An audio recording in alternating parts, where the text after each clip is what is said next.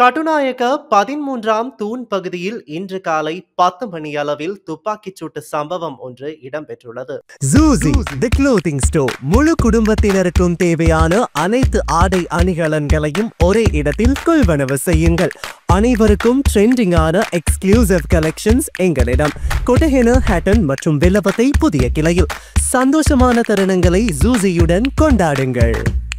இந்த துப்பாக்கிச் சூட்டில் ஒருவர் காயமடைந்துள்ளதாக போலீசார் தெரிவித்தனர். நபர் ஒருவர் கலகம் ஏற்படுத்தும் வகையில் செயற்படுவதாக கிடைக்கப்பெற்ற தகவலின் அடிப்படையில் போலீஸ் அதிகாரிகள் குழு அந்த நபரை கைது செய்ய குறித்த பகுதிக்கு சென்றுள்ளது. இதன்போது குறித்த நபர் போலீஸ் அதிகாரி ஒருவரை கூரிய ஆயுதத்தால் தாக்கியுள்ளார். அந்த சந்தர்ப்பத்தில் உடனடியாக செயல்பட்ட போலீஸ் அதிகாரிகள் சந்தேக நபரின் முழங்காலுக்கு கீழே துப்பாக்கியால் சுட்டதாக போலீஸ் ஊடக பிரிவு தெரிவித்துள்ளது.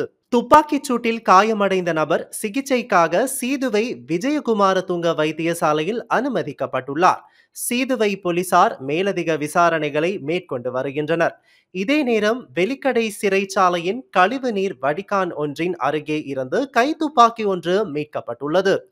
வெலிக்கடை சிறைச்சாலையின் எல் வார்டு அருகே வழிந்தோடும் கழிவு நீர் வடிகான் அருகில் சேர்ந்திருந்த மண்ணை அகற்ற முனைந்த போதே அதற்குள் இருந்து குறித்த கைத்துப்பாக்கி ஒன்று மீட்கப்பட்டுள்ளது. குறித்த கைத்துப்பாக்கி 0.38 ரக கைத்துப்பாக்கி என்றும் பல வருடங்களாக மண்ணுக்குள் புதையுண்டு கிடந்திருக்கலாம் என்றும் சந்தேகிக்கப்படுகின்றது. சிறைச்சாலை நிர்வாகம் வழங்கிய தகவலின் பேரில் பொரலை போலீசார் சம்பவ இடத்துக்கு வருகை தந்து கைத்துப்பாக்கியை மீட்டுள்ளதுடன் சம்பவம் குறித்த மேலதிக விசாரணைகளையும் ஆரம்பித்துள்ளனர்.